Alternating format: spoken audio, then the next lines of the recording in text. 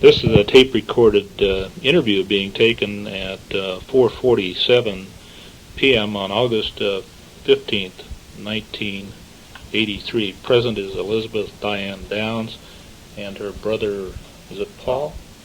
But it's July. What did I say? August, but that's okay. Well, it's close. It's July rather than August. And just a little preparation here. Is that all right? What do you prefer to be called by? Diane. Diane, you called me earlier today and requested to come in and talk to me, and so you're here of your own free will. Yes, no one has arrested you or anything of that nature. Correct. Okay, and just also for the record, this is being recorded by the Downses as well as by this recording that I'm making. So with that, I'm going to set this microphone here so I think everybody can hear. First of all, I want to be sure, though, also, Paul, that you understand this is being recorded, yes. Right? Okay. Yes. Okay. And Diane, you understand it's being recorded, so yes, I do. Go ahead and tell me why you come in today. The reason I came in is because you sent 2 investigators to speak with my father yesterday, and I really think that you were seeking the wrong party. I think you should be talking to me. I don't want to cause trouble for you guys. All I want is to get some facts laid out. I'm afraid that I have an advantage over you in that I know that I'm telling the truth. I know that I didn't shoot my kids and myself.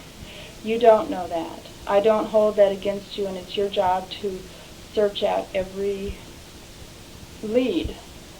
It looked like I did it, I'm sure, but I didn't do it. You've had 2 months to gather your evidence, and I know that your evidence has to substantiate what I've been saying all along, because there's no way that it could look like I did it if I didn't. So it seems clear to me that what has happened is perhaps you've been misled by certain subjects. I know there were a lot of misleading statements that were made in the beginning. I don't think that it's the Sheriff's Department's fault that everything has happened the way it has. You were given information in the heat of a moment by several people that you were to follow up on. One person was my ex-husband, who hates me with a passion, and he will say anything to get rid of me. He has said that for many years. I'm not even going to judge how many years, at least 7 years. Say that he says that he will say anything to have me put away, because I know things about him that bother him, things, illegal things, that he thought I would turn him in on. And he was determined to get rid of me. Okay? Paula Krogdahl is another one. She used to work for CSD. Therefore, her mind is stuck in the gutter. Mommy's always hurt babies. Daddy's always hurt babies. And she is determined to tear families apart. And I don't say this to slander people. I'm simply stating what I have seen to be a fact. I have talked to a lot of people that have been locked horns with CSD, and I have learned that a lot of records get changed. A lot of little kids get told, your mommy doesn't love you anymore. And the child comes back and says, Mommy, don't you love me? And she says, yes, I love you very much. Well, they say that you don't love me. Okay, those type of things happen with CSD. I don't like that. Paula Krogdahl used to work for CSD, so I am sure that it was at most in her mind to think that Mommy really did this. Okay, and when Steve is saying, yes, I think she did this, I'm sure she did this, or whatever he was saying, Paula was ready to believe it. And not only that, they were playing footsies behind the scenes. And I think that that may have had a little impact on it also, because she was hearing what she wanted to hear, and he was telling it to somebody that wanted to hear it. Okay? They got this together. They fed it to you guys. And you're saying your husband, your ex-husband, thank you. We're talking about Steve. Steve Downs, yes. And he got together with Paula Krogdahl, yes. And is this a summation or? I've seen it. I have seen. Oh yes, I have seen Paula cuddle Steve and hold Steve's hand and pat him on the back, rub shoulders with him, call him up at Danny's hospital room and ask him if he needs to take a shower. And all of a sudden, and Steve wasn't even discreet about it. He says, I have to go now. I need to take a shower. And I said, well, where are you going? To Paula's house? And he says, to Paul's house. And I said, Steve, you don't know anybody in this town. You mean Paula. He says, no, I mean Paul. Well, Paula knows Paul. You know what I mean. Why is your mind always in the gutter, Diane? And I said, Steve, I'm not saying anything. I was just trying to clarify a point. So the fact is he denied it, but you can take it for what it's worth. If Paula calls him and all of a sudden he has to go to Paul's house, I do know that Steve used to have a girlfriend named Bernadette and he called her Bernie. So it's Steve's thing to shorten feminine names down to masculinity. Okay, so Steve has told me before Paula. Could you, Paul? Okay, come forward. Steve told me when I was here, this right after it happened, that Paula wanted to have a relationship with him. And he's admitted that to me. And I think because Paula's a little bit on the hefty side, they probably didn't do anything. I don't know if they did or not. I never saw them, and I won't accuse them of that. I do know that their relationship was anything but objective. It was very emotional. She was hearing what she wanted to hear. She wanted to condemn me because that's the programming she's had from CSD. So Steve was telling her exactly what she wanted to hear, and Steve was finally getting somebody to take his side against me. So they were feeding each other. And because of this, they worked everything up and fed it to you guys. And that's why I say it really isn't your fault. I don't hold it against the sheriff's department for what's happened. To an extent, I do after a point, because you would think that after this amount of time, okay, you didn't find the guy. I'm sorry about that, I really am, because if he's out there, he'll probably kill somebody again, because what he did for no reason. I didn't strike him. I didn't even resist him. I plain said, you gotta be kidding, and he shot my kids. And that is crazy. That's absolutely insane. And so he's crazy enough to do it again. If we're lucky, he's gone. He plain left the state and went someplace else and will kill somebody else. And I'm sorry about that too. But at this point, to be perfectly honest with you, I don't care if you catch him or not.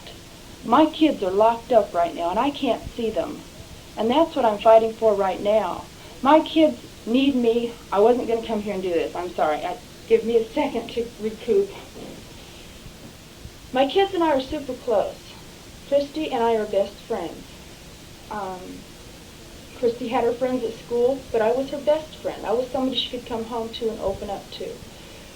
Cheryl has died. Christy hasn't had a chance to express that with me because a guard was standing there. And Christy won't, she's like me, she won't cry in public because it's something you just don't do. You do that in the privacy of your family or in your pillow at night or whatever. So she never had a chance to open up with me about that. They say she cries at night. I believe that. I cry at night too. Cheryl's gone. They say the reason Christy cries at night is because I am detrimental to Christy's emotional well-being. I don't believe that. That's not your responsibility either. It's not your problem. What I hold against you guys is the fact that you believed everything that they were saying in the beginning. Only you believed it past the point of physical test. I don't know how long it took for you to get your... what is the test they do on the back of the hands? Oh, shoot, what is that? The spray? No. The Q-tips. Yeah, the Q-tips, the back of the hands, I don't know. Some kind of test to see if there's something on your hands after you shoot a gun.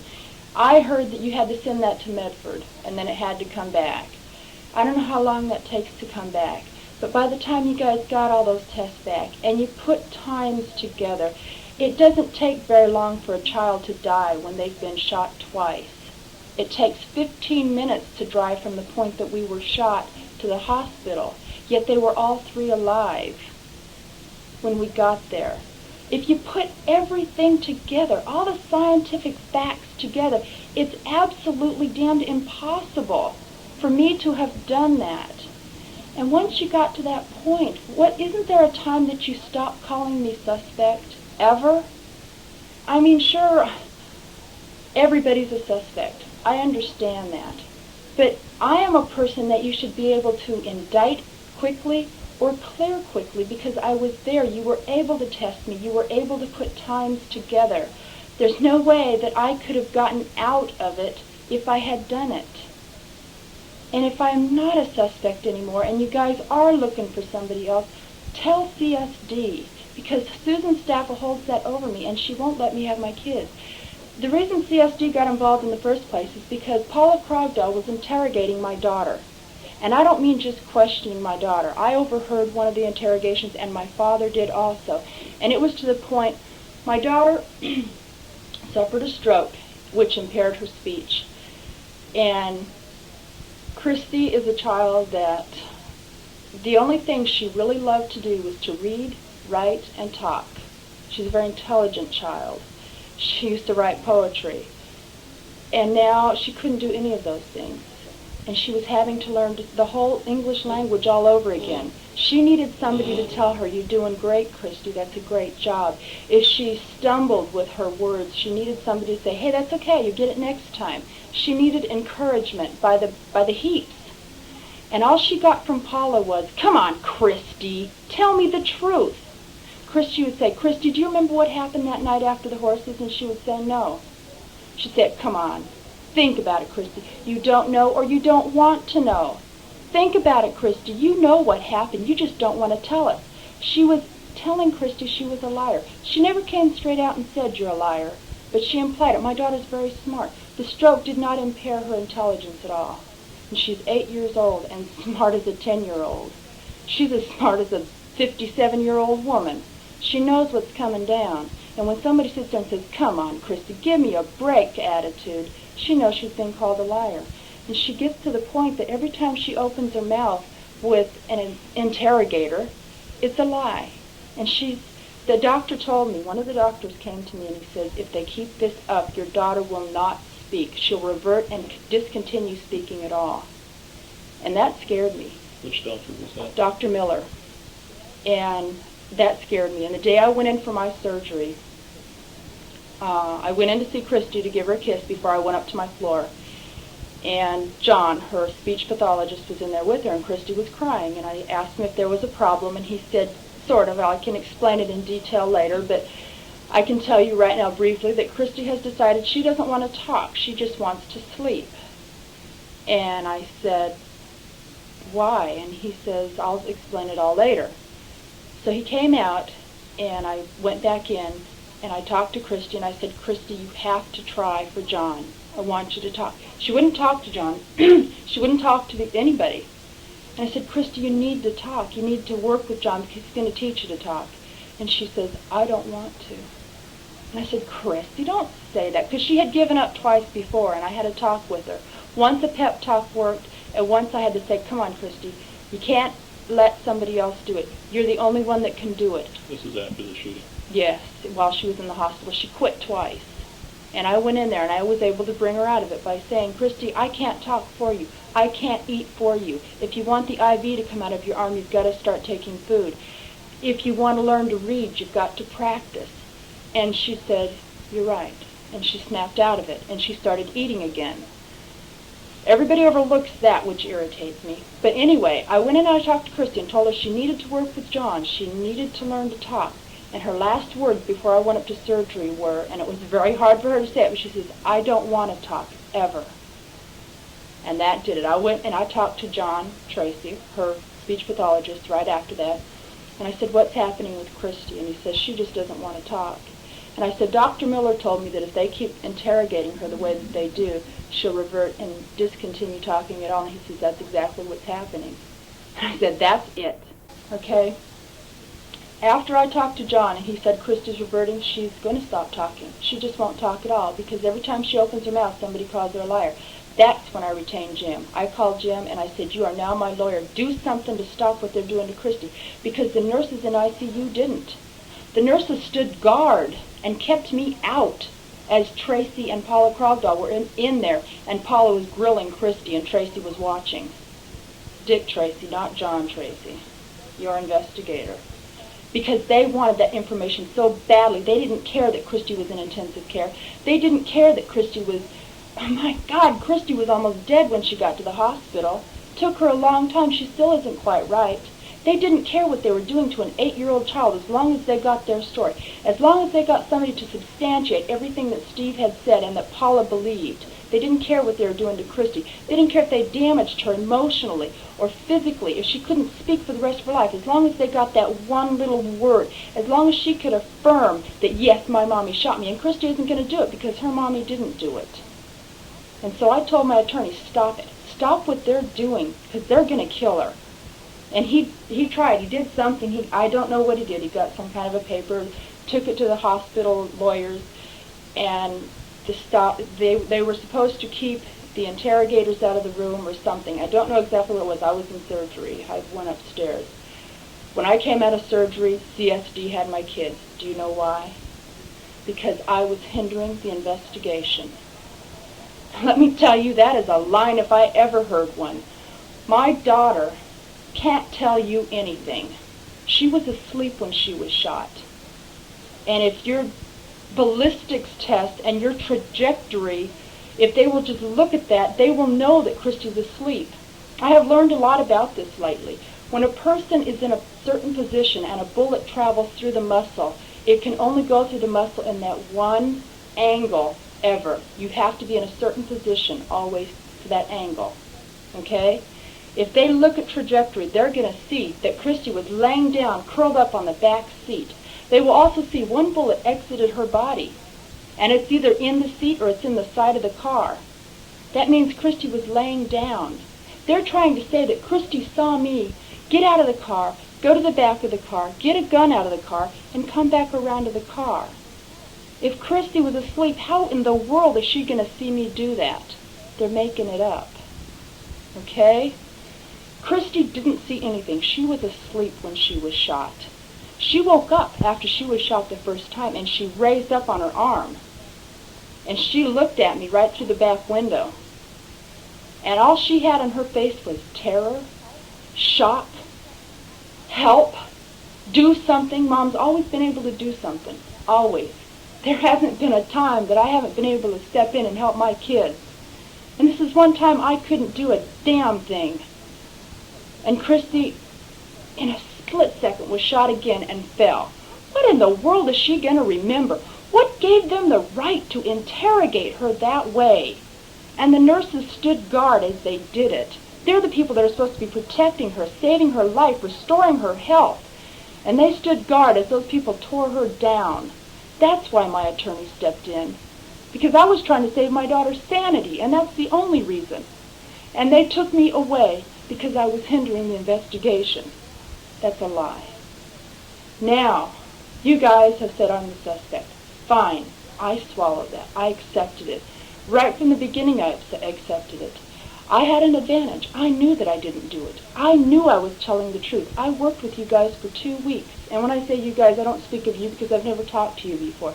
I'm talking about your people out there. I worked with you guys for 2 weeks. I did everything I could think of. They asked me the night of the shooting to go back out there and show them exactly where the man was. I said, yes, I'll go. The nurse said, no, we don't know if she's been shot more than once. We don't know if she has a bullet through her stomach. Take her to Sacred Heart. She has to be treated. Her arm is bad. They said, no, she can't go. And she has to go with us. And I said, fine. These people were fighting over me. And the nurse kept saying, no, if she goes with you, we're not responsible for what happens to her if she dies. And I said, fine, if I die, you'll get sued. And they said I was joking. I was dead serious. I don't joke about money. You try to make it sound light, but you never joke about money. So I went out there with them. And it was a Springfield police, I believe, at the time. And we went out there, and no, it wasn't. It was a county sheriff. And I went out there, and I showed them exactly where it was. I told them everything that I could think of, and then there was nothing else to do, and my arm started hurting. And I asked him, please take me back to the hospital now so they can do something for my arm. It's really starting to hurt. And he goes, no, we haven't got time. And I said, what do you mean you don't have time? And I said, okay, I felt like a 3-year-old. Sit there and keep your mouth shut. So I sat there. And he drove around looking, and my arm started hurting worse. We drove down the road. I said, please take me to the hospital. It hurt very bad. And he says, oh, all right, just wait. One more thing I want to do. I said, okay. He pulled up to this house and sat and parked. We saw a light go on in the house. My dad, go off in the house. And my dad says, that light upstairs just went off. And he goes, yep, sure did, didn't it? And I mean, there was a murderer running around there, and he didn't even take the time to go and do a silly little thing like knock on the front door. Then the light went back on. My dad says, the light's back on. He says, yeah. My dad Was says, your dad well, with you? yeah, he was in the back seat to make sure that I didn't pass out or whatever. And he says, aren't you going to go see? I mean, maybe the guy's in there. Maybe he's holding hostage. Maybe he's downstairs with a gun, and that's the only way they have a signaling without yelling out. He says, oh, no, that doesn't happen. Well, this doesn't happen either. People just don't commandeer your car, but it happened. Okay, so then the light went out again. And my dad says, aren't you going to check that? And he goes, no, I'll come back in the morning and see if everything's okay. In the morning, everything's too late. But we left. Because he finally said, well, I guess you really do need to get back to the hospital. I'll just drop you off at the corner. What he was waiting for was for somebody to come pick me up so that he could come back out there. Fine for him, but he made me wait for nothing. My arm hurt like heck. Okay, he took me back. Tracy took me to the hospital. And they took care of me from that point. But right from the beginning, I could tell that they suspected me. They did all the tests on my hands, paraffin or something. There's some kind of a test. I don't know what it's called, and it's going to drive me crazy until I think of it. They did all the tests on my hands, and everything proved. Have you seen the test yourself? I don't know if you have or not.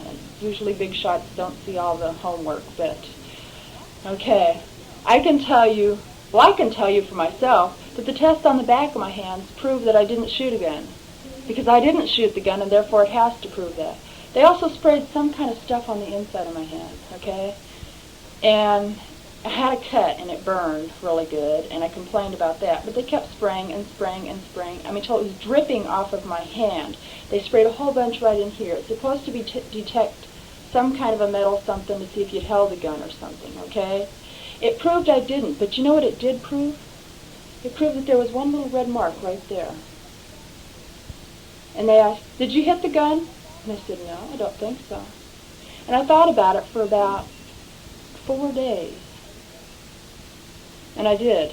I remember. I didn't tell them about it because they'd already decided I did it.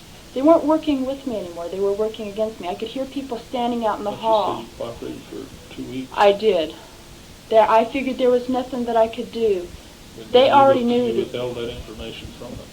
They knew it. They saw the red mark there. They must have known that I hit the gun, or they wouldn't have asked me. How in the world else could that have gotten there? When the man shot my daughter, I was shocked. I stood there and I looked at Christy. While he was shooting Chris and Cher, I couldn't take my eyes off of Christy because that blood gushing out of her mouth and her arms reaching out for help. I couldn't take my eyes off of her. But when he swung back around at me, I went like that because it snapped. It was real. It wasn't a dream. It wasn't a nightmare. I wasn't going to wake up from this. And I hit my hand like that, and the muzzle hit my hand. That's when the gun hit my hand. And I didn't remember that for a long time. Before you were shot or afterwards? Before I was shot. And the snapping is what made me realize, do something fast. And when I went like that, the keys were on my finger like that, right around that finger. Whenever I take the keys out of the car, I always put the ring. I only have 2 keys on my key ring, house key and car key. Okay, when I take the keys out, I always slip it over my first finger so that I don't drop them. All right? So when I went like that with the gun, the keys jingled, and I said, okay, that's it. I faked throwing the keys. That's how all that came about. Okay, but every test proves that I didn't do it. And like I said, I don't know if you've seen the test or not, but I know that you're in charge of everybody else. You are the big boss. And if you could just go look at the test yourself, look at all the physical evidence, find out how long it takes for a child to die. Christy was shot twice in the lung. How long does it take for an 8-year-old to lose so much blood? and find out how much blood she had to have put back in her. Find out Danny is 3.5 years old. He was shot once, an entry wound. How much blood did he lose, and how long does it take for a 3-year-old to lose that much blood? Cheryl was shot in the main artery, and yet she was alive when we got there. How long does it take for a person to die? There wasn't enough time for me to dispose of all the evidence. There just wasn't enough time. Everything proves that I didn't do it. Why do we have to play the charade? Why do we have to keep Christy and Danny away from their mother? And that's what I'm fighting for right now, as I said before. Susan Staffel, her only thing against me is that you are the suspect. And she gets her information from the DA, and the DA gets it from Paula. The DA gets it from you guys. The DA wants to indict somebody. You guys, and I'm sorry, and I feel badly about it, but you look bad right now. And it's not your fault. Like I said, it's because of the misinformation that was given you in the beginning in the heat of passion. It wasn't your fault. But dang it, finally, if you want a scapegoat, tell them the truth. Tell them that Paula Krogdahl was unobjective. Tell them that Paula Krogdahl used to work for CSD and she was wanting to hang Mom so bad she could taste it, and when she could get Dad to say, yeah, Mom did it, she was eating it up and feeding you guys all the bad evidence. Sacrifice anybody you want, but not a 3-year-old and an 8-year-old, and that's what's happening right now, because they're keeping Christy away from Mom, and Christy needs Mom, and Danny needs Mom. I don't know if you've talked to the ladies at the hospital. Is your tape still going? The tape is still going. It's going to run out here pretty quick. Okay, just cut me off whenever it's done. 30-minute tape. I think it is. He may have had something. But the ladies at the hospital have listened to Danny every day say, I want my mom. I want to go live with my mom. I want my mom. I love my mom. And they hear it all the time. There's a social worker that has the same degree that Susan Staffel does, only she sees Danny every single day. And when she sees Danny, she says Danny is the most normal child she's ever seen. He's well balanced. He's happy. He trusts people. There's no way in the world he could ever have been abused or neglected. Because a child that is abused and neglected is either very self-conscious and quiet and introvert, or they're very mean and outgoing. Danny is neither. He's a happy medium. So is Christy. And so Susan Staffel has nothing against me except that I have the title suspect. You've had 2 months to either prove that I did it or prove that I didn't do it. Don't just keep holding it up. If you guys will just say one way or the other, either put me in jail so that we can go to court and I can prove it, or at least put in the paper that, yes, we have finally got our evidence together. You can make it sound like you just got the evidence today. I don't care how you do it. But somehow, do something one way or the other, because this limbo is going to kill my kids. They're going to become so psychotic by the time they get done living with CSD. I talked to a woman who has a little girl that used to be property of CSD, and the little girl, every time she saw Mom, says, when am I getting out of jail, Mom? Don't you love me anymore, Mom? Don't you care about me anymore? You know how they used to punish that little girl for doing something they didn't like? Discontinue Mom's visits. That was punishment. CSD is a horrible, vile place, and my children are property of them. And they have the right to take away my rights for something I didn't do. And if you just do something, damn it, either put me in jail so that my lawyer can prove I didn't do it, because I really think we can prove it. I know we can prove I didn't do it. Either do that or just take the title off of me. Still going? Still going. So that at least Susan Staffel will let me have my kids. Can we just stop and turn Yes. the tape right now? Yes. Okay.